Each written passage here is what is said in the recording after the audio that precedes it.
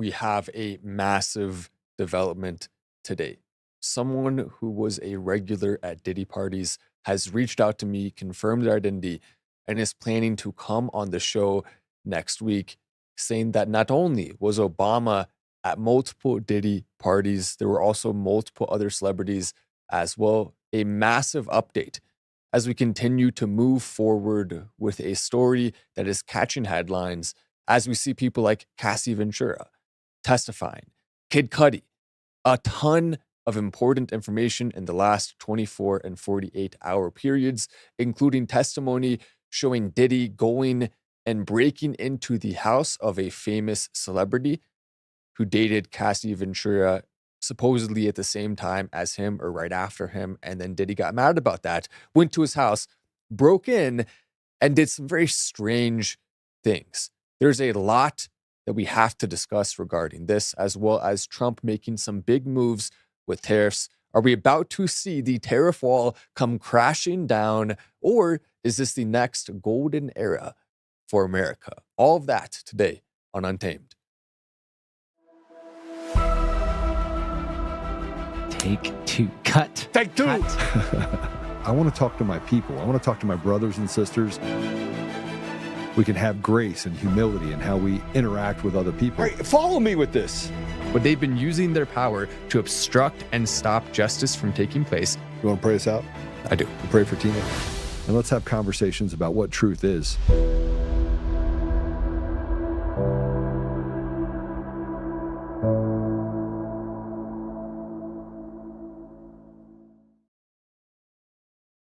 So as you're looking at the video playing right next to me, and by the way, Joe will be on shortly, you can see that is one of the Diddy parties that Obama was allegedly at. When he goes to the parties, he wears disguises, including different types of masks, costumes, things that make it so people can't identify him easily. That's why we haven't already heard more about this.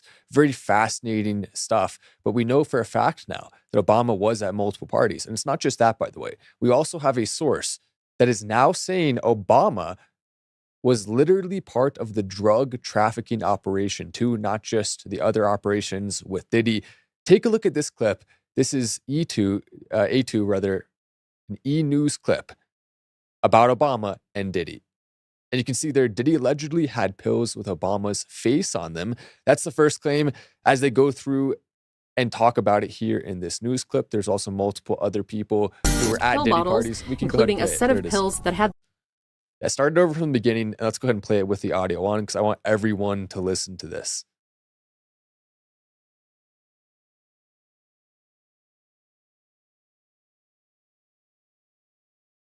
Yes, we're turning the audio on right now. You have to hear this. This is maybe one of the Obama's face on them. As the rapper's federal trial for sex trafficking and racketeering continues, his former assistant, David James, shared that he offered pills that had the 44th president's face on them. James said on the witness stand per People magazine, who had reporters in the courtroom, there were various pills, but one was in the form of a former president's face. And when asked to specify the former United States leader, James noted President Obama. E! News has reached out to Obama's team regarding James' testimony, but has not yet heard back. Combs' stash of pills, which James testified he regularly traveled with, also included vials of Viagra, Tylenol, Percocet, Advil, ecstasy, water pills, and pills to, quote, increase sperm count. According to NBC News, who also had reporters in the courtroom, James testified that his former employer also required at least $10,000 in cash amid his travels, adding, and sometimes much more. Elsewhere in his testimony, James noted that Combs required him to purchase baby oil, lubricant, and condoms with cash and would personally reimburse him for the purchases so they would remain off company books. And while James, who signed a proffer prior to his testimony, noted that he did not find Combs to be a gracious boss, he reached a point of no return in 2008 when he decided to vacate his position following an incident in which Combs allegedly threatened music rival Suge Knight with firearms. Knight is currently serving a 28-year prison sentence for manslaughter following a 2015 hit and run. James said on the witness stand, per NBC News, of the incident, "I was really shook up by it. This was the first time as his assistant that I realized my life was in danger. I told them I want to leave, but gave 6 months' notice so I could train the next assistant." Combs' trial is expected to last until July. He has pleaded not guilty to all charges and has also maintained his innocence in separate allegations of sexual assault that have come out since his arrest.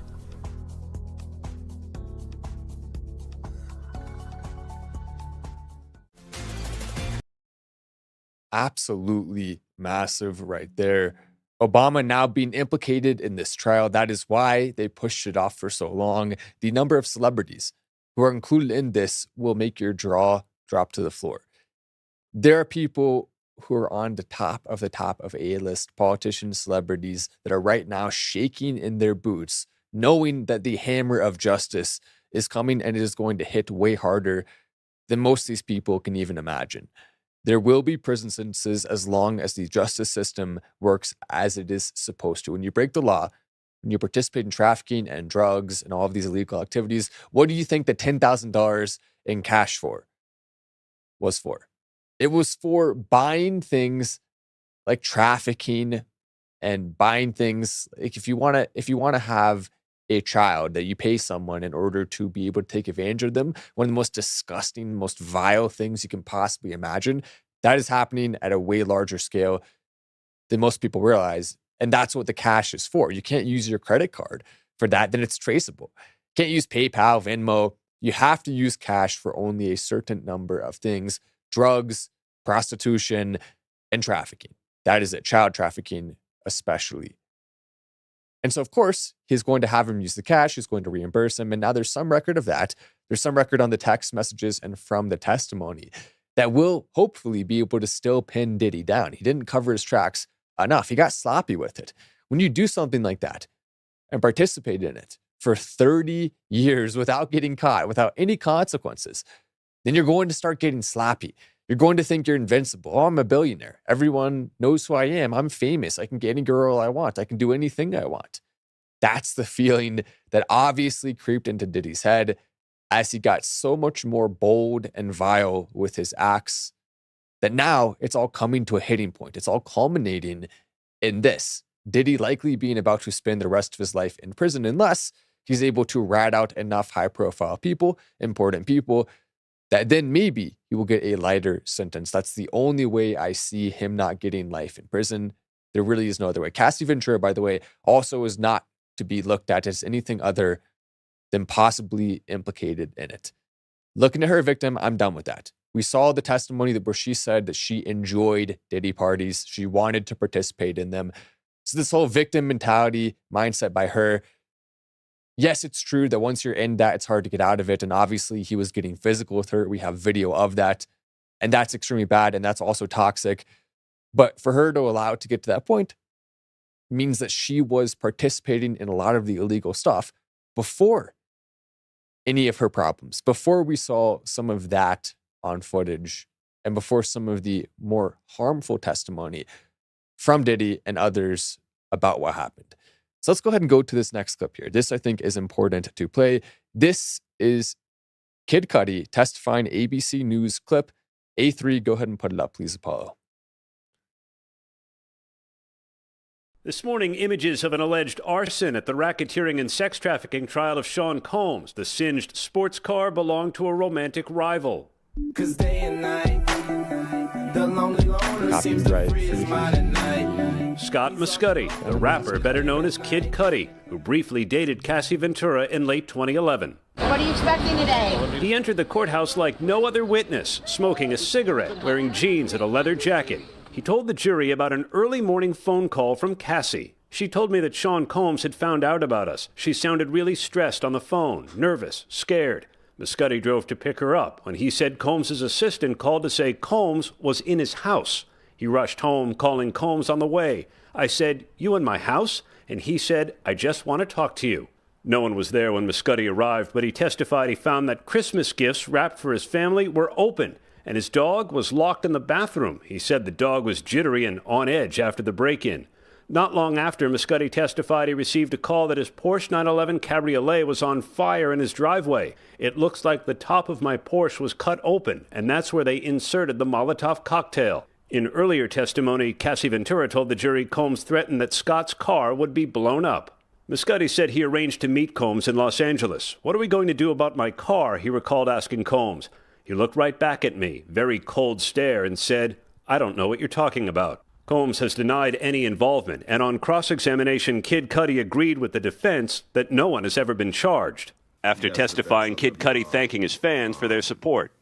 This is a stressful situation. I'm glad it's behind me. And, yeah, I love y'all, man. Big love. Kid Cudi's testimony yesterday was important to the prosecution because in order to prove RICO, they do have to have two predicate crimes, one of which being arson.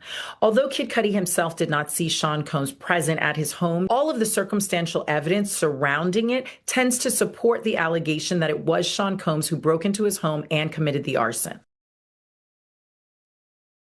And by the way, it's not just if Sean Combs himself did it. It's if he had one of his minions do it. His bodyguard, for example, who's now desperately testifying against him publicly to try to avoid charges against him. Maybe that's one of the reasons why.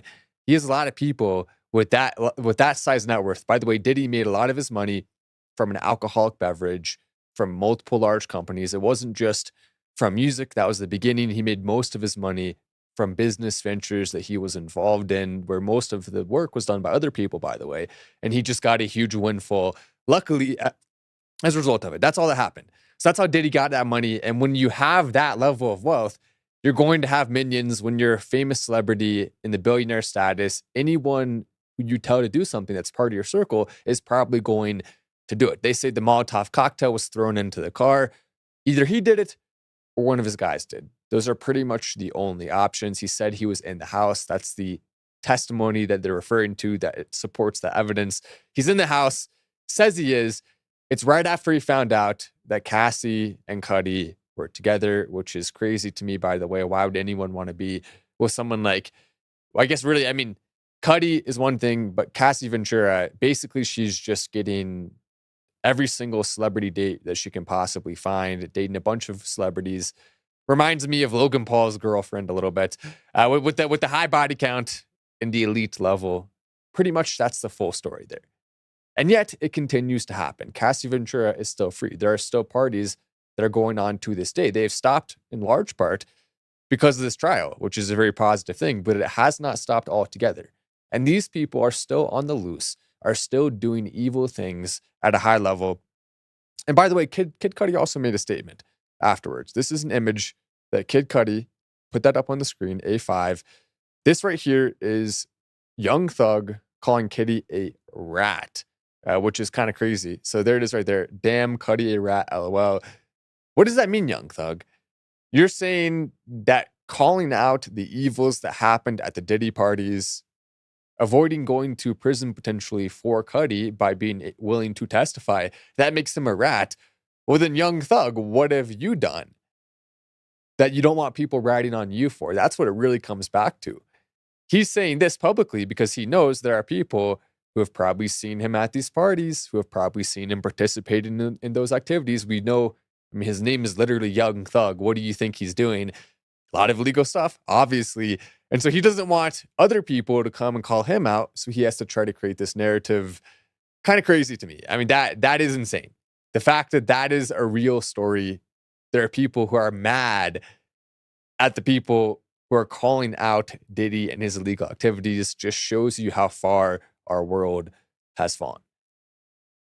There's a picture of Obama, by the way, on the E-News clip, in direct correlation with the drugs. So that story is probably the biggest story that we have seen in the political world, maybe ever. To have a former president who's still largely in control of the Democrat Party involved in such a massive scandal, it shows you why he's backed out from the scene a little bit. It shows you why Manshell Obama is unwilling to run for president in this cycle. Could Manshell have won the presidency with enough cheating? Certainly they have the infrastructure in place. It would have been possible that we would have had a President Manshell.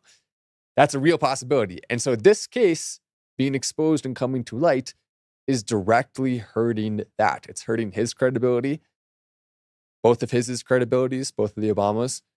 It's hurting the credibility of the celebrity class as a whole, who's already been destroyed through the Epstein case, and as we've seen the rise of free speech on X, we've been able to call out the evil of these celebrities anytime they say something stupid or racist against white people, or they try to push some gay retarded narrative. We're able to see it, expose it, and call it out freely for the first time ever. In my entire life, that's never been possible until right now. It was the media that was controlling it. Then it was Zuckerberg and the weirdos at Twitter who were telling us what we're allowed to say, who were pushing certain things. And now, finally, we have the ability to call it out. I would have been banned on any platform at any time besides this. And by the way, Joe Oltmann is now here in studio, in his studio, joining in by call. There he is. How's it going, Joe? Good. I'm just doing a Joe drive-by. A Joe by. A Joe by. A drive-by Joeing.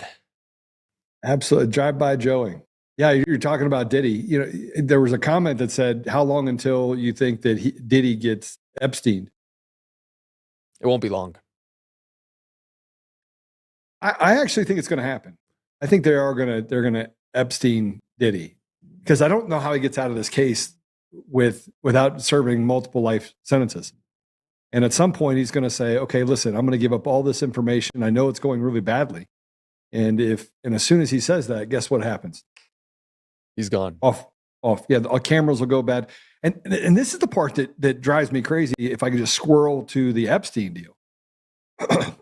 Multiple bed sheets in there that shouldn't have been inside the cell. No guards that came down into his area when he was put in that solitary confinement, and all the cameras stopped working. I mean, when does that happen? When does all the cameras stop working? And how could you sit there and be Kash Patel and Dan Bongino and say, oh, I've seen the file and 100% it was Epstein killed himself? It seems pretty unlikely, doesn't it? Not only is it unlikely, but for them to do that switch up, Bongino and Patel, Kash Patel, Dan Bongino, they were both strong advocates of Epstein having not taken his own life, which is what happened. Everyone knows that. It's so obvious. And now, all of a sudden, in the Trump administration, talking to all of the donors who are associated with the Epstein case on both sides, about half of them are Republicans, half of them are Democrats, maybe 60% Democrats, if you want to be a little more generous, they're Republicans. But it is still a large portion of the donors on both sides that have direct ties to that. And so that's why now that they have an administration official job, now that they know they're going to be able to be set financially for the rest of their lives, as long as they play with the system, they're going to pretend like Epstein did take his own life. Oh, I looked at the files. He actually did, coming from a credible source to some people's minds because of the fact that they called that out before. So they go from being willing to go on Stu Peters' show and talk about that literally 9-10 times in the case of Kash Patel. Dan Bongino, same thing. And now this, it's a total switch up. It's very fake and it's very frustrating. No question. No question. You know, it's the amount of people that were side by side with Diddy at the level on the Democrat Party side is pretty dramatic. And the further we get down this pathway, the only thing that I can say is there a magic thing they pull out of the hat that gets P. Diddy out? And I feel like they're going to pull it. I don't know why I feel like it's going to lead to acquittal, but I feel like it's going to lead to an acquittal. And it's because the system is so rotted. I just don't see it. I don't see that he's going to go to jail. I just don't see it. I don't see it. And not because I don't want him to go to jail, not because I don't want him to pay for his crimes, but think of how many bodies he knows are buried, literally knows are buried. I don't think so. Probably buried. Some of them may even be buried at one of his properties. That's a rumor that's been going around, which has to be looked into. I heard they're buried in his butthole. Well, that too. They're all up there. All of them. So I just said that just so that Apollo would laugh, and I know he was just like, he did not say it, bro. He had the entire country's supply of baby oil. Yeah, he could fit. They raided his house up there. Yeah. It's a mathematical equation. X bottles of baby oil, X bodies, one butthole. That's so gross. That's so bad. I know everybody's gonna get mad at me for saying that. It was funny. It was funny. Okay, it was funny. I'm gonna say it again. It's funny. It's funny. Super funny. It's funny to me. It's pretty funny. What else are you guys talking about today? Well, there's so you joined about halfway through the show, approximately, Joe. But oh boy. We're talking about not only this, but there's also some new information in the case of the shooter at the Israeli embassy. Why don't we come to that after the commercial break right now, and we can go into the details of how there was a government connection in his family.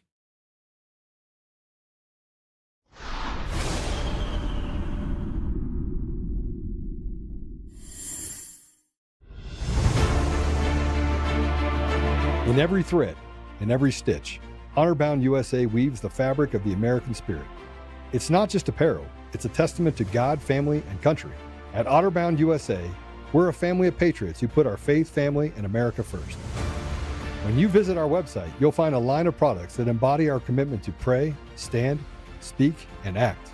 As the official site for the Untamed podcast, all of our products proclaim speaking the truth with courage. We also have the powerful documentary from Professor David Clements, Let My People Go. Identify yourself as one of the few who are willing to stand for what they believe in.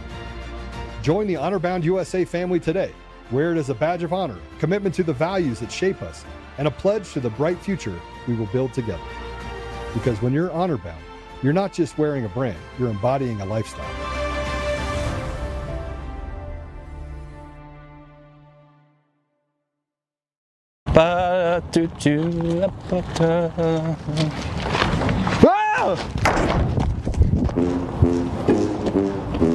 Gabe! Dude, Gabe, something's in the dumpster. Whoa, what is that for? Something's in the dumpster, man. Well, let's use the burner. We don't want to wake the neighbors.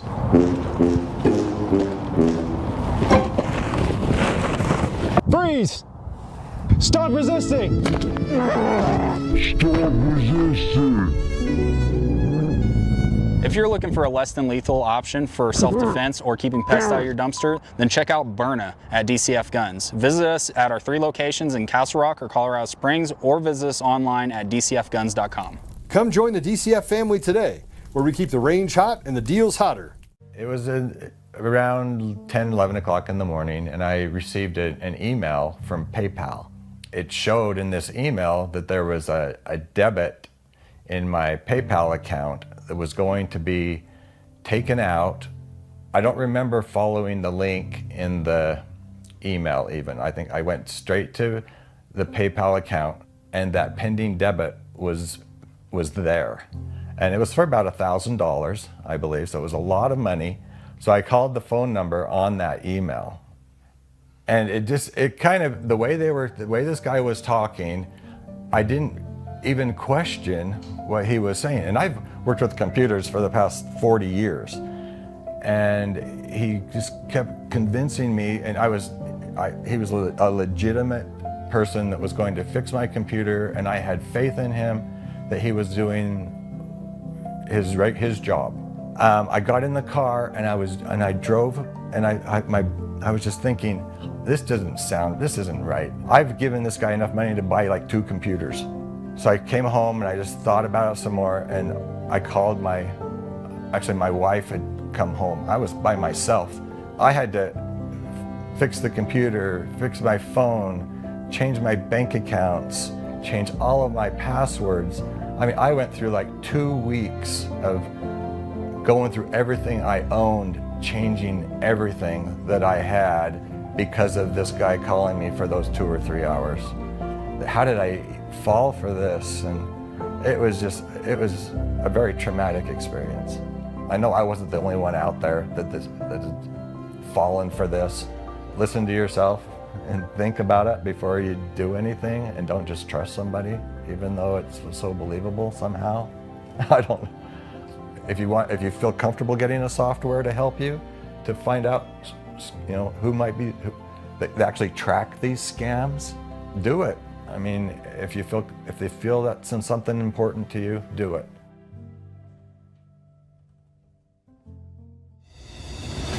We're a community of proud, fearless patriots who aren't afraid of wearing our values on our sleeve. We are Honor Bound USA, and we proudly declare our declaration to God, family, and country. When you visit our website, you'll find a line of products that embody our commitment to pray, stand, speak, and act. As the official site for the Untamed podcast, all of our products proclaim speaking the truth with courage. Explore our collection today, because when you're honor bound, you're not just wearing a brand, you're embodying a lifestyle.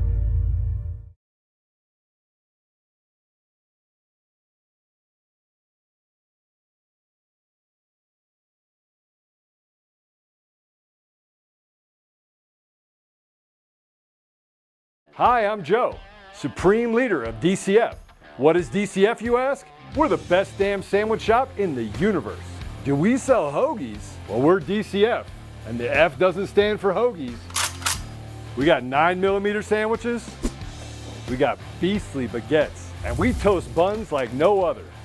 Looking for training on bun safety? We got you covered, and our ranges are the best place to test out your new Not sandwich. So get your buns out, cause the sun's out, and let's party!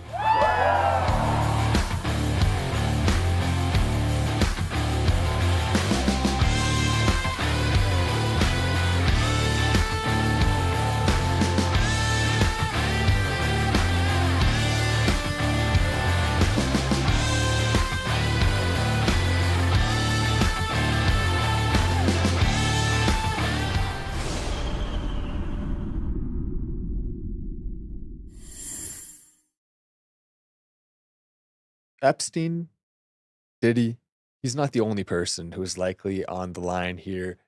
Elias Rodriguez, the man who committed the act of shooting 2 people at the Israeli embassy, he's also potentially at risk. And this story gets crazier. We have an update for you that just came out today about the story from yesterday. Put it up on the screen, A5. This right here shows in detail, and we can play the audio in a second. This shows in detail the father of the man who is not only from a different country, he's also part of the government. So he works for the Veterans Affairs, has some ties to the military-industrial complex. We don't know for sure if that connection has anything to do with what his son did, but it does make you wonder, considering all of the other red flags surrounding that. Why were those 2 individuals chosen who are Messianic Jews? Why was it the case that young people who probably, as far as we know, have never done anything bad to anyone that's significant in their entire lives, haven't broken any laws, haven't hurt people, and yet they're the targets of this exclusively? It wasn't a bigger targeted attack. Then he awaits there afterwards. All of that together, combined with his dad being a government official with ties to one of the most corrupt countries on earth, it makes you wonder, doesn't it, Joe? He was not a fan of President Trump, Elon Musk. He was kind of an extremist all to himself. Let's go ahead and play the clip so people can hear the audio. Hi, I'm Elias Rodriguez. I'm from Chicago, Illinois. I am a federal employee. I'm also a veteran of Iraq. I've been with the VA for 3 years. And the reason why I am in Washington, D.C. is because I'm concerned about what Donald Trump, Elon Musk, and Doge are doing to the VA system. They're indiscriminately cutting people's jobs. And we're sure that's his dad? We have multiple sources reporting that is in fact his dad. 100% sure. It's the internet, you never know, but I believe that is his dad. And he was born in Honduras. He's a federal employee. He was also a veteran. And so his son comes out and kills 2 random people. Well, not random. I mean, they were coming out of the Holocaust Museum. So they were targeted. Yeah, they were getting married. They were getting married. That's why they were there. And so as a result, they ended up being the targets of this attack, which you never see someone who says, I'm just going to take out 2 people and then stop. And then he waits there for the police to arrive. If that was really his mindset, he wanted to send a message, he would have kept going. He would have tried to take more lives. So that's the biggest red flag to me about this whole situation, is that he only took two and not more. Yeah. Didn't even So try. so let me be the arbiter of reality here. I mean, you have a couple of false flags that happened that would have led us to believe that they were trying to create sympathy. Now that it's hard to ignore the fact that anti-Semitism is on the rise, but we don't want to call it anti-Semitism because I don't think that's what it is. It's not anti-Semitism. It's calling bad people out for doing bad things. And we're calling them out because they're hiding behind. Look, there's no difference in my mind of a Yuval Noah Harari or a George Soros or some of the other creeps that are out there. A Mark Elias, another one of those guys that literally just hides behind being Jewish. There's no difference between any of those people and somebody literally putting 5 or 6 people in front of you, shooting from behind those people and daring you to shoot back. It's the same. And in this case, you have the Israeli government that is out there basically saying that we can shoot rockets and kill women and children in Palestine, in Gaza, right, with impunity. And they all trace it back to October 7th and say, well, on October 7th, Hamas did really bad things. They came in and they killed all these people. Matt, here's my problem with all this entire idea of calling it anti-Semitism is that it's off limits. You're not allowed to talk about it. And like yesterday, I got in an argument with some guy because he's like, well, what happened on October 7th? I was like, a terrorist activity happened on October 7th, but let me just walk through everything else. It took 7.5 hours for the IDF to actually respond to that incident. Now, let me just explain something to you. If you've been anywhere in Israel, you couldn't even drop a pin without hitting a member of the IDF. Okay. You couldn't drop a pin. And it took them 7.5 hours. So who inside of the Israeli government was complicit in the behavior? And the way that he came back and says, oh, just admit it, you hate Jews. And I'm thinking to myself, you're a moron. You're doing the same thing that they want us to do. They are preying on the stupid and the mass number of people that are on social media. And here's why I know what they're doing is bullshit. It's really simple. Why do you need bots? If social media was the will of the people and they actually believe something, why would you need bots? Why do you need bots? In order to create false narratives and to respond to people's comments and to do all of those things and to create a voice that really isn't true or doesn't exist, you wouldn't need that if it was the will of the people. And so this idea of anti-Semitism, Matt, is just absolutely bunk. It's bunk. We want to hold people responsible for killing innocent people. And now they want to go into Iran and they want to bomb the shit out of Iran because they said that they have a right to self-preservation. Well, what happened to the preservation of all the lives around them? And the fact is, it's really simple. 46% of our entire judiciary, they're Jewish. And some of them are faith-based. I mean, some of them are actually good people. But how do you separate the massive institutional rot of people that serve an ideology over people that serve the Constitution and the moral fiber of our nation, like the scales of justice? And you can't.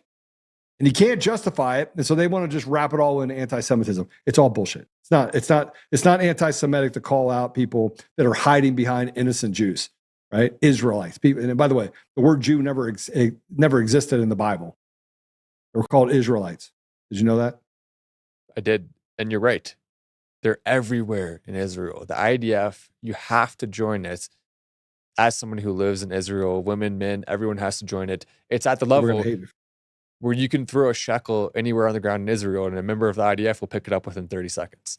That's a fact. I've tested it before myself many times. Yeah, it's something I've spent a huge part of my life doing, is testing the shekel theory. And it is true. A member of the IDF will pick it up within 30 seconds. That's a fact. I'm definitely not making it up. I've definitely done that. But have you been to Israel? No, I actually haven't. I have not. And the reason why I haven't, I'm worried because I'm willing to call out the Israeli government. They could take my life if I go there, or hurt me, or hurt my family, or something bad could happen. And maybe I'll be fine. I know I'm probably just over worried, but at the same time, that's a very real concern that I have. Let me tell you something. When you go to the airport there, Matt, they talk to you in Hebrew. to see if you understand them. They'll say things like, I'm gonna kill your family or something like that. So they get a reaction out of you to see if you're there to do harm to people. It's a very paranoid environment at the airport. And they run you through all these different screenings. And I went through all these screenings because my passport was heavily, I was in Jordan and Bahrain, in Saudi Arabia, in Libya, in Iraq. So I went to all these other countries and they're like, oh, we're going to sit here and just grill them. And they have these young women that come up to you. And anybody that's been to Israel knows what I'm talking about. They will literally put you through the ringer and they ask you a bunch of questions just to make sure that you're a legitimate person coming into their country, that you're not there to do harm. And frankly, from a security standpoint, they have a right to do that. I was never intimidated by it because I was like, whatever, and I don't speak Hebrew. But, there's a certain point inside of this process where we have to start being academically and institutionally honest about what's in front of us. And we are not academically or institutionally honest because we don't look at the sheer statistics of things that are happening and say, okay, well, we come to a conclusion. This makes sense.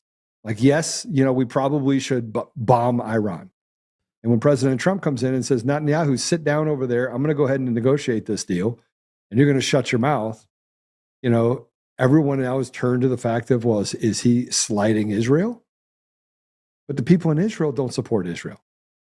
And they're 90% Jewish, 10% Gentiles. Right? So you got Israelites. I should just call them Israelites. But at what point do we actually start being honest? And I'm not talking about honest like, oh man, Jews are bad. Honest that the leadership is rotted and terrible. And that we shouldn't have 35 people in our Congress, 8% of our congressional leaders that have dual allegiance to Israel and to the United States. It should never happen. Should never happen. On top of that, what we need to do immediately for our hundreds of billions of dollars that we have donated so generously to Israel in exchange for essentially nothing in return, we need to have a Christian airport near the holy sites in Israel that is run specifically by Christians. In order to go there, you have to be a Christian. You have to have maybe, for example, 5 people that verify for you. And some people would slip through that weren't. But there should be a way specifically for Christians to be able to travel to our Holy Land, the place where our Savior experienced his life, his death, and to see that as Christians, and for Christians to be the ones who have the ability to feel comfortable and interact with ourselves while we're there. That's important to me. That's something that I believe needs to happen and I want to make happen. And for the amount of money we've given, we basically should be owning Israel in a way. It's our country because it wouldn't exist if we hadn't have propped it up. And maybe now it's capable of existing on its own, but it wasn't for a long time. And it did because of us. And so at the very least, we should have that ability where people like me can feel comfortable going there, knowing that it's going to be a Christian experience, not something where we have to get approached by random women at the airport who are not Christian, atheist, Jewish, whatever, where we have to get asked questions in Hebrew, where people are trying to figure out if we're there for whatever reason. No, I don't want to deal with any of that. I don't want to worry about a threat to my life. I don't want to have to deal with a conflict with other Muslim countries while I'm there and worry if there's going to be a conflict that breaks out and I'm going to be caught in the middle of it. I want to be part of a separate territory. And even still for Israel, that's not bad for them. The U.S. having some more clear marked territory that would really be not just the U.S. territory, be Christians worldwide's territory. That's a positive thing that's going to deter attacks as a whole. So that right there is a clear solution that I see that probably will never happen unless one of us is able to get enough power to make it happen. Okay, so I want to address something. Number one, Revolting Villagers has said that he's talking about a Semite is a descendant of Shem, which includes Arabs. Anti-Semitism should not just apply. He's right, 100%. This is the adaptation or the capture of language. And here's something else that everyone should understand. I want you to pay attention to this. I have studied the Quran. I've studied the Bible. I've studied the Torah, which is obviously the Old Testament. And I have looked at the teachings of Muslims, Christians, and Jews. I've also done some dabbling and listening and looking at what Buddhists believe. how they believe. I've spent my time kind of studying different places of faith. And here's, if anyone can get this right, and without looking up the internet, so you only got 1 minute to do it, okay? Just so we're clear, okay? What language did Jesus speak? You know what language Jesus spoke? Matt, do you know what language Jesus spoke? Multiple languages. No. What do you know his language was? You know what the language? The primary language of Jesus? Yeah. I believe so, but I don't want to say it and then be wrong. So why? It's okay. It's okay to be wrong. No, I'm not doing it. I'm not doing it, Joe. You have to. Yeah, okay. I'm not taking that. I'm like 90% sure, but I'm not taking that risk. Aramaic. Yeah. Aramaic. And not Arabic. Aramaic. Two different languages, by the way. Aramaic, right? And so they used to refer to Jesus as Rabbi, right? And so when we study languages, we have to understand where the root is or where things come from, and not like a historical root. It's not like I want to go back and say, well, the reason why we have this is we have this. And I'm not trying to teach people things. I'm trying to teach people the meaning. What's the absolute meaning of things? And if you translate things from Aramaic to Arabic, it's much easier for the Muslims to accept something that doesn't have any sort of misinterpretation or reinterpretation by taking it through Greek or Hebrew or you go from Greek and Hebrew to English, right? It doesn't have the same meaning. You lose a little bit of the translation. But inside the Bible, back in when it was actually first, the Bible was first made, they put the collection of stories together. And by the way, if you want to go back to the Catholic Church and you go back to the 12th century when they decided which books were going to go in the Bible, there's still a bunch of other books that are in the catacombs underneath the Vatican. It's like it's a thing, right? And you have the Dead Sea Scrolls and like all sorts of teachings that if you could get your hands on would just be, it'd be magnificent, right? You would love it because it would tell you, it's like it's like the treasures of the world. And if we all had it, then it would be, I don't know. I mean, I know I'm going off on a little bit of a tangent, but rabbi, which is what in the scriptures, in the gospels, they referred to Jesus as rabbi. Now, do you know what the interpretation is for rabbi in Aramaic? You know what the interpretation is? You keep putting me on the spot, Joe. I'm actually not sure about that. So what is the interpretation? So Jesus by where he is and where he was, and I know that I'm like totally getting off I could go on for hours over this stuff. This is stuff that just drives me like it's awesome. It means master or teacher. So rabbi, when he's speaking in John, he talks about, somebody comes to him and says, rabbi. It wasn't rabbi from the standpoint that he was a figure, a priesthood figure, and as a Jew, right? It's not. Is that he had been accepted as the teacher. He had been accepted as the one to teach others that what I come to offer you a path, basically. I'm trying to make it as simple as possible. That follow me. Those that follow me will always. The only way through the Father to the Father is through me. Okay. But if you start looking at the old teachings in Aramaic and then you translate it into English from Aramaic straight to English, you start to get a different meaning of the Bible, which is why there's like 400 different translations of the Bible now.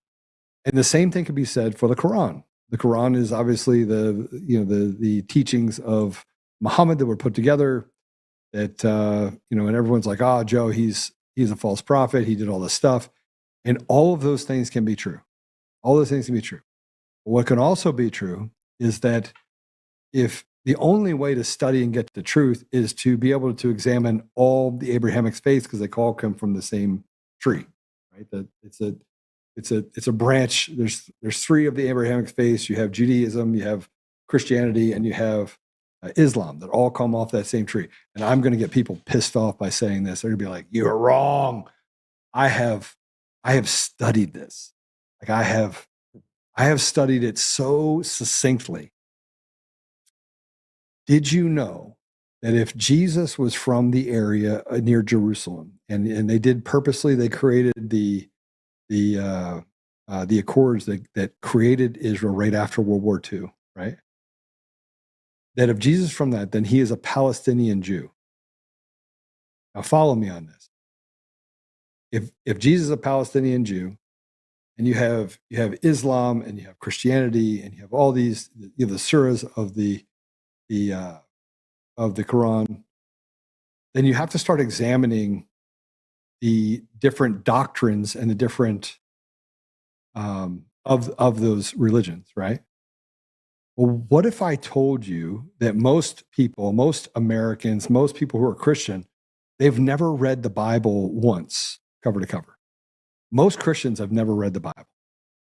They've read parts of the Bible, 1 John 3:16, and you have, Galatians 4:16. You talk about Matthew 6:12. You can talk all these different things. James 2:26. All these things that are in the Bible, and they get it, and then pastors that just drive into it, but they've never read it.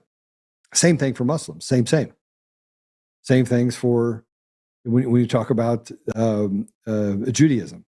Right? There's a certain amount of scripture that you read, and most don't. It's especially today because it's like TikTok era. I know this is like I'm getting to a point. What if I told you that there are more stories in the Quran about Jesus than there are in the Bible? What would you say to me? I would say that's because they do share some of the same roots, largely. I mean, it's because that is what happened. That is the truth. And to not acknowledge that as being what happened means you're in a fake zone of religion. It means you're not following the truth. And on top of that, Jesus did also speak multiple other languages, Hebrew, Greek. He's believed to have some knowledge of that. His life was very short. Didn't have time to do as much as either of us, even in many ways. So it's very strange to kind of he look actually back at that. understood. He understands the Semitic languages. He didn't speak Greek. Sorry. So there are some testimonies, and there are some accounts that he did have some. He didn't speak Greek, but he did have some knowledge and understanding of it. Semitics. I mean, he understands Semitic languages, but and that's what because the language he spoke was Aramaic. At the time of the Roman Empire, Greek was largely and commonly used in that area. So that's why I believe he would have certainly, I believe those accounts that he would have picked up some of it while primarily speaking Aramaic. He's the son of God, so he could probably speak whatever language he wanted. I mean, if we're being honest. that is true. That's a good point. He probably spoke English. Just like the Pope.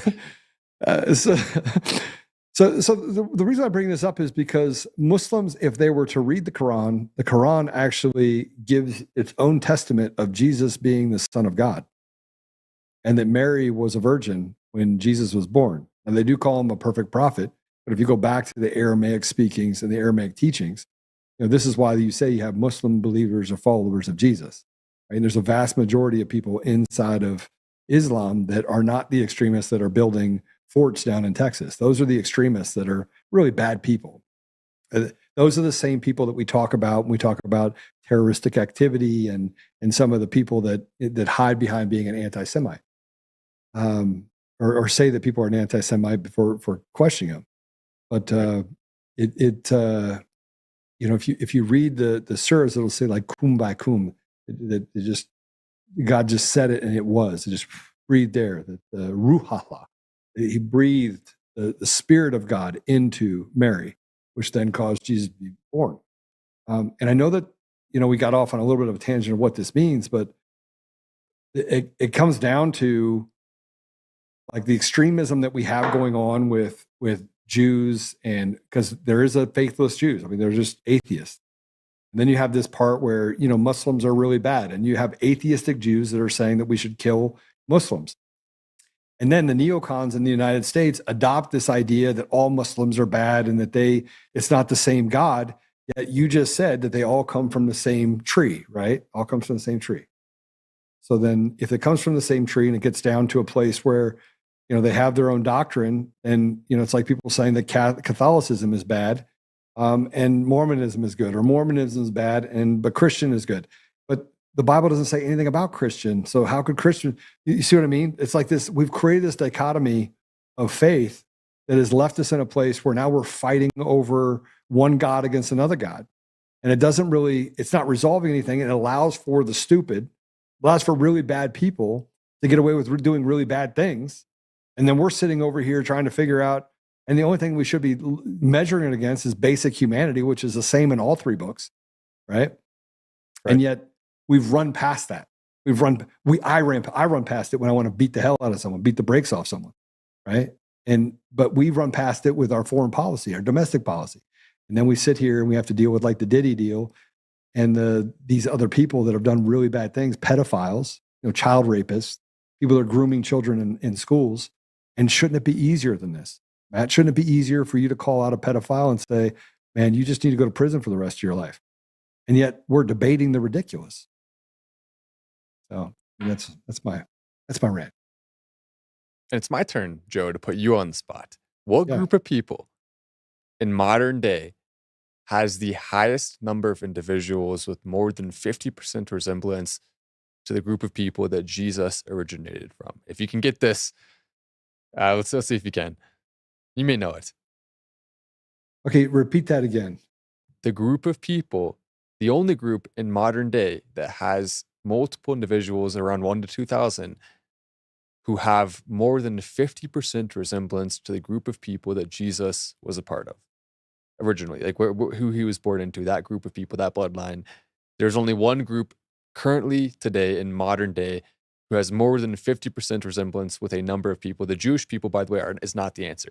Jewish people, there is not any Jewish person alive right now who has more than 50% genetic resemblance to that group. So to say that they are Jewish as in the same as Jesus is definitely misleading. There is a percent that is correlating, but it is significantly lower than 50%. The only group, I'll go ahead and say it, it is the Samaritans. The Samaritans right now are the only modern group. There was a study that was done tracing back the roots genetically to the time of Jesus. And there are around 1 to 2,000 people on earth right now who have more than 50% genetic resemblance to that, which is crazy to think about. I mean, as you go down the line, you start to realize how silly it is to claim anyone based on their name has a resemblance to anything 2,000 years ago, because there's so much that happens in that time. A lot of people marry out and things like that. Yeah, so there's also, you talk about the Samaritans, which also is in the Bible. Yes. You're talking about genetic as in DNA resemblance, correct? Correct. Yeah. Okay. As far as the So fact that that a lot of actually- people claim Jews of modern era are genetically similar to the Jews of the time of Jesus, and that just isn't It's true. not true. Same name, No. different genetic group of people. And so to claim it's the same is a little bit silly. If you're 1 to 2% similar, then you're 98% not similar. And most people have at least some percent, whether it's 0.1, 1%, whatever it may be, genetic resemblance to someone from that time who was part of a similar group. So just the idea that there's a chosen people based on genetics or race is extremely misleading. It's the way they use the names, and they use these things to try to trick people into believing a certain way rather than the truth, which is that Christians are the only chosen people from God, and there is no genetic way to be a chosen people of God, at least not now. Well, there's no racial chosen people of God. God Exactly. is, I mean, and I got in an argument about this today too, because I was like, listen, if you skin a human and you hang them and you take race out, you would not be able to tell a black person from a white person if you skin them. If I take off all the skin off the body, you would see there would be no disposition difference between black and white. Now you could argue that's that not true. Asians, You you can, talk no, about you can Asians. tell. You Absolutely can not. tell based on so not always, and not in every case, but in a lot of cases you can tell based on the structure of the face. Not always, but you can sometimes do that. Okay, listen to me. I'm telling you. So I was looking at a study. This is a great conversation because I was literally at a university. I thought it was the sickest thing I ever saw, and we were talking about we got to see two bodies that were completely de-skinned. Wow. And I was sitting there having a conversation with my friend who was a Harvard doctor, a professor, that he left and started doing some writings and some stuff. Lives in Colorado. I taught his son to soccer. I was a soccer coach for 14 seasons when my son played years ago. And he was a Harvard doctor. And so I got a chance to go in and see these two bodies that were literally suspended. And he's like, what color were they? I go, what are you talking about? He goes, what color were they? And I was like, gross. This is gross. And he goes, which one's white and which one's black? And I was like, well, why can't he be Asian? Because that would have been easy because Asians are smaller people. Like, these are full grown adults. Which one's white? Which one's black? And so I kind of looked at him a little bit, and it is gross, by the way. Just want you to know it's super gross. And have you ever been to one of the things where you go to, they have the museum deals where people will donate their bodies and then they'll turn them into all sorts, they'll basically, through a process, turn them into plastic, right? And I was like, oh, that's definitely a white dude right there. He's smaller. He goes, wrong. And I was like, wait, hold on a second. So you walk around him, and yeah, you could talk about, I mean, there's ways to tell on facial features, but you've peeled off all that. It sounds also like a little bit of an anecdotal gotcha where he could have intentionally set it up so that you would think one was the other. Whereas in reality, if you took the average person of each race and did that, you may have a higher chance of being able to tell. I mean, that's kind of dumb. Who cares? I mean, who really cares, right? I mean, I see your point though. Like, you can't judge someone just based on their skin color. There's a lot more to a person than just that. That's the point you're making, and you're 100% right. Whether we want to debate the little scientific details, and I can be an asshole about it and try to push back for no reason, just for fun. But we should push back, because what I was getting to is very simple. It's actually really simple. Can you see God? You cannot, unless you're Abraham. So you can't see God. So how do you have a chosen people in the flesh and have genetic characteristics if man was made in the image of God, right? How does one group of people say in the flesh, you represent the chosen people, when God's chosen people is based on the ruhala, the spirit of God, right? How is it possible for one group of people be the chosen rather than a choice to be the chosen, like the ones that choose to follow God to be the chosen ones of God? And so I think that, that Catholic Pope Leo said this. I love him now, by the way. I'm now in no homo. I'm in love with a man. He's awesome. Yeah, I love it. I love what he's doing so far. I mean, again, I'll hold like a tiny % of skepticism and reserve just in case. But it's only a very, very small % at this point. It's almost all optimism. You hear the things that he's saying. It's unbelievably awesome. And beautiful. It's beautiful. You can't, it's like Pope John Paul all over again. And he has some characteristics that looks like him a little bit. He does. But it's really, I guess that's my point. My point is that at some point, we have to stop debating the ridiculous and point out what is institutionally and academically relevant. And what's relevant is if you can't see God, then the Spirit of God is what aligns with God, right? And so if you choose God, then you are his chosen people, right? If you choose the path of Jesus, you are his chosen people. If you don't, you're not. He doesn't choose to stand next to an atheistic, godless demon. That's not God's person. He's not going to say, I'm going to follow you. He chooses to follow those people that follow him, that emulate him. And if this body is just something we get to keep for, 75, 80 years, if we're lucky, then, we should have more understanding of the fact that you don't get to stand up here and say that, I get to treat you like dogs. I'm not anybody's slave. And once we get to that place, we can break out of the bondage. And now you're talking about Old Testament bondage that we can just get to it. I'm aiming for 169. 80 is a little low. I'm going to try to get there. We'll work on it. I need some good technological advancements. Get to 169, and then I'll say, all right, I'm out of here. I'm going to heaven. See you guys later. Age 169, as your reference there too. We get 70 or 80 years. I'm gonna try to go all the way to 169. That's my goal. I want to break a couple records. Someone allegedly lived to 200, so it wouldn't be the record of the oldest person. Maybe the oldest white guy or something like that. We'll have fun with it, Joe. What do you think, Joe? What are you thinking around 80? You'll say, all right, adios. Or you're gonna try to go. You try to go. I'm gonna go as long as God will have me, and as long as I can feel purpose. Right? It's the same reason why we do this podcast every day. Right? It's right. It's the purpose. And I want people to get, the dynamic of the new and the old, right? I mean, I'm 50 now. I'll be 50. So I'm checking out soon. I mean, it's maybe I get another 15, 20 years. Maybe. I'll take whatever God gives me. But Matt, you're coming into it. Like this is the generation of you raising your children, right? You're spreading your seed and doing the things that are necessary in order to repopulate the earth and to spread God's word, right? Like I'm leaving it. I got to just hope I did a great enough job with my children that it'll represent some goodness for future generations, and that I left enough goodness in that seed that it represents something good. Well said. Yeah. So I want to go ahead and go on to the fact that Donald Trump has now decided to aggressively pursue tariffs with the EU, also known as the gay U, the e-gay. I didn't think of that ahead of time. I just thought of it on the spot, so it wasn't that good. But 250 million is the current trade deficit between the EU and the United States. There it is right there. That's his tweet, his truth. Truth is going to fail soon, by the way. After Trump's out of office, it's going away. He's not. No. He's getting older. I don't see Truth having a long-term standing. It's going to go back to X. But for now, here we go.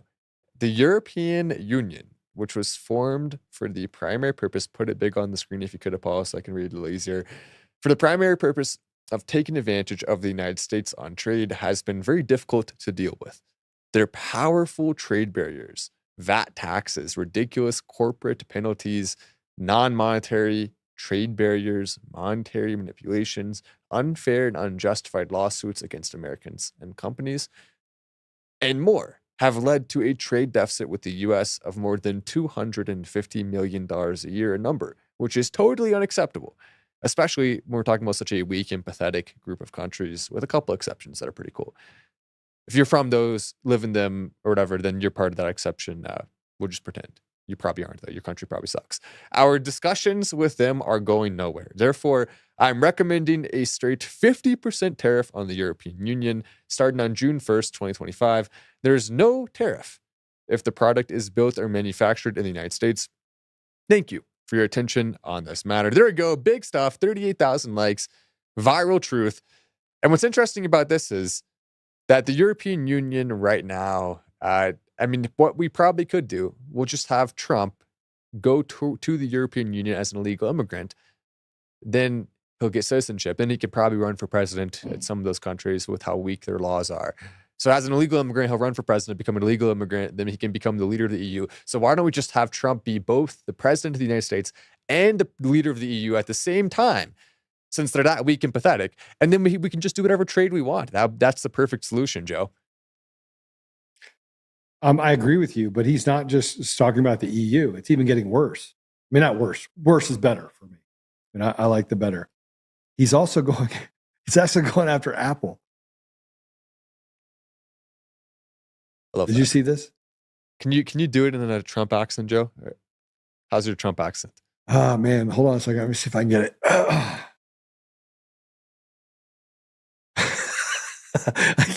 I can't.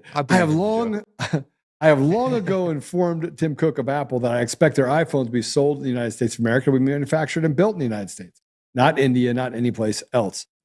If that is the case, a tariff of at least 25% must be paid by Apple to the U.S. Thank you for your attention in this matter. Thank you. Thank you very much. Okay, that's not. Yeah, I feel like that's terrible. Man, it's too bad neither of us can really do a good Trump impression. We'll have to practice on it. I'm going to practice. I am going to practice it. I used to be good at it, but I haven't practiced it in so long that I'm no longer good at it. So we'll have to get good at it again, Joe. Or we'll just wait until AI is able to do it for us, and then we don't have to worry. We can even do an AI that reads it in our voices pretending to be Trump, which is funny to think about. So we can make it look like we're reading it as Trump, when in reality it's just AI pretending to be us, pretending to be Trump on two layers. That's the power of AI. It'll be fun. That'll be good. We can do that. Well, we have an AI platform that can do it, so I think we'll probably try that. Yeah, we actually should try that immediately. All right. What are we waiting for? I might have to do it. I mean, Don't threaten me with a good time. I do it right after we get off. There we go. The administration, and I'm not sure how I feel about this, but I feel good about it at the same time. I often tell people I went to a state school. My books were lighter. They had less information in them. And that's kind of a stab at these Ivy League schools. And the reason why I say that is because Ivy League schools use the same textbooks. Most of the time, the professors are radical leftists and or ideologues that are just not good people. But there are some really brilliant ones as well. But there's brilliant ones at state universities as well. So that I laugh about that. But the administration is taking away some things from, say, Harvard University because of the fostering of violence and anti-Semitism and coordinating with the Chinese Communist Party on its campus. And there's a thing that they have that says the privilege and a right for universities to enroll foreign students benefiting from their higher tuition payments to help pad their multi-billion-dollar endowments. Harvard has plenty of opportunity to do the right thing, and it refused. As a result, they have lost their student exchange visit program certification, and because they would not adhere to the law.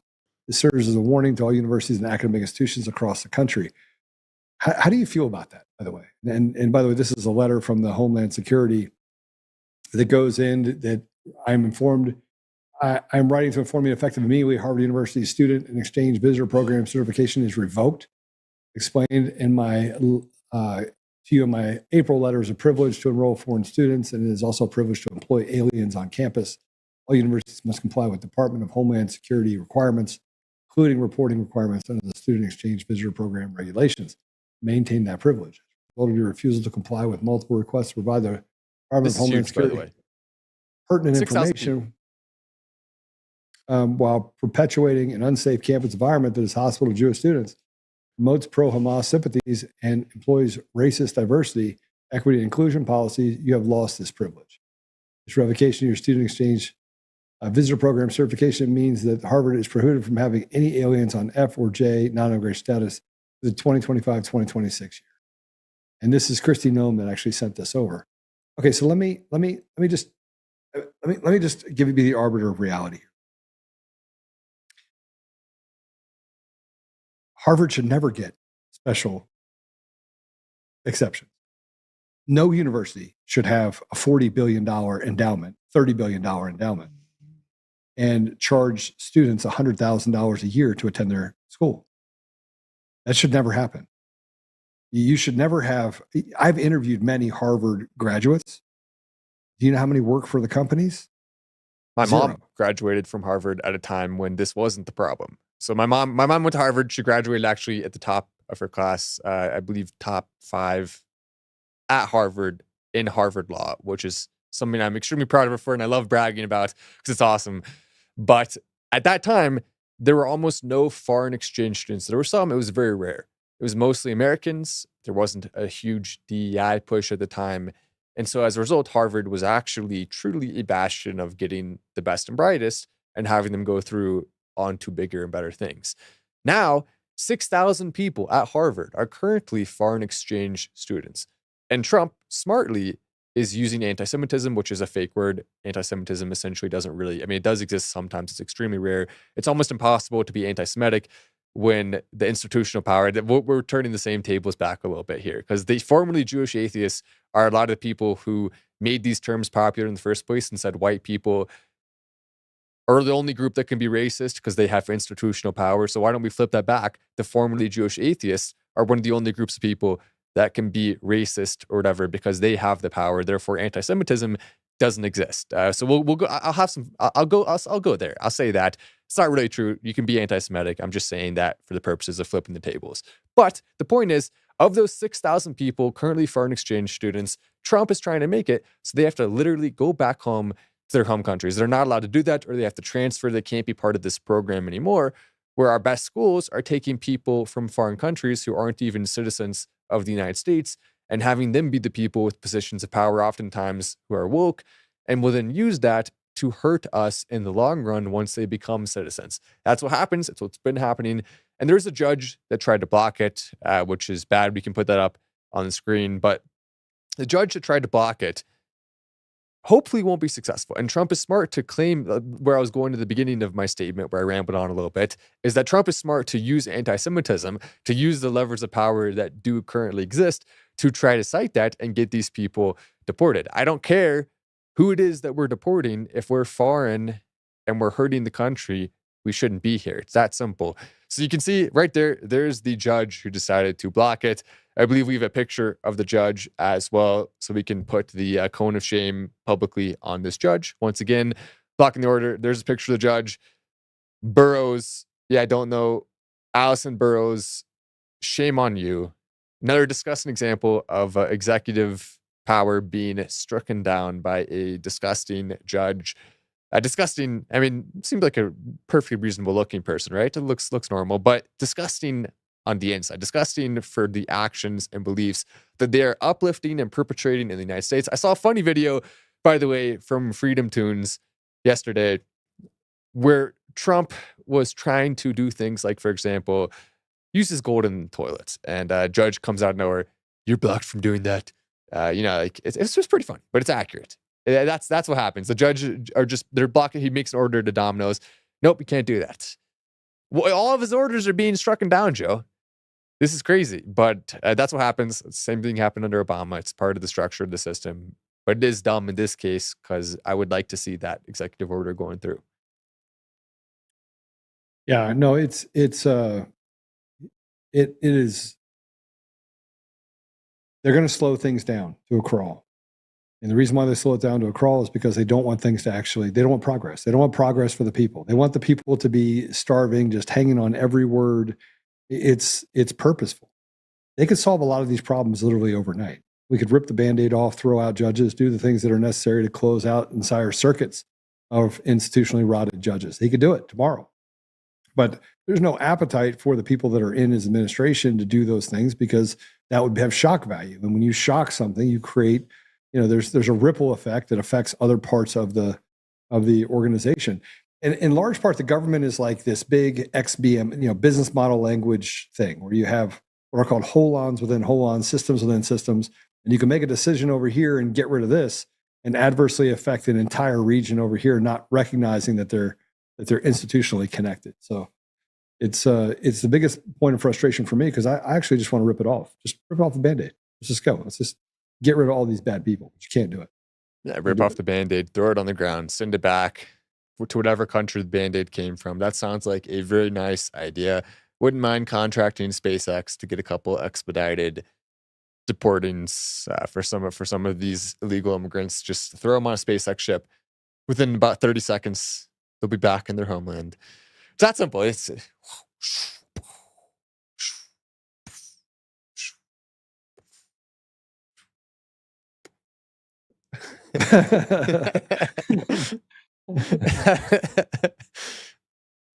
that's what we need. What? It is Friday. We have more stuff to go through. Are we gonna? It's Friday fun day. More things. The Afghanistan withdrawal. That's a little interesting. So Trump is. We're now seeing the Afghanistan withdrawal, which happened and caused a lot of serious problems. And an investigation by the Trump administration is being opened up into it. Why did they allow for the deaths of many service members who were just there trying to protect the country and do what they're told, follow their duty as a soldier? Their lives were mercilessly ripped from them for no reason by this pathetic withdrawal that Biden did, where then all of these pieces of equipment were not only sold off to the enemy, were discarded. This is so embarrassing, so harmful. Those families will never get their loved ones back. Many of them have come out publicly and talked about how upset they are about what happened, and rightfully so. And now an investigation is being opened into it. That is huge because it's going to show in more detail exactly why it was so botched. Biden was not in charge of that. He's too incompetent. His administration was. His administration is full of a bunch of woke retards, many of whom are formerly Jewish atheists, by the way, who don't really care about human life outside of their own group. That's the whole idea of that mob. And so as a result, we see this. What are they going to be able to find? No stone left unturned. How many messages between Biden administration officials saying maybe, I don't care what happens to them. They probably said that privately. I wouldn't be surprised. Maybe they're a little smarter. Yeah, I On the don't. phone call. I mean, look, I don't think I don't think anybody's gonna go to jail. When's the last time you see anybody in the government other than people that stand up on the outside go to jail? I mean, if your name's not Navarro, or if your name's not President Trump, if you're not Steve Bannon, if you're not, people that are standing up on the outside, those people get treated differently because we're treated like slaves. But tell me anybody that's inside the apparatus that does and makes decisions that someone else probably pushed down that they don't want to expose, that gets anything other than a slap on the wrist and pushed out to early retirement. That's what happened. The only way someone inside of that system is going to get arrested is when they decide on January 6th to go inside of the system and then they get arrested. That's it. That's the only way. No, you're right, Joe. I'm not expecting arrests. All that we're going to get from this is information. And will that information be useful?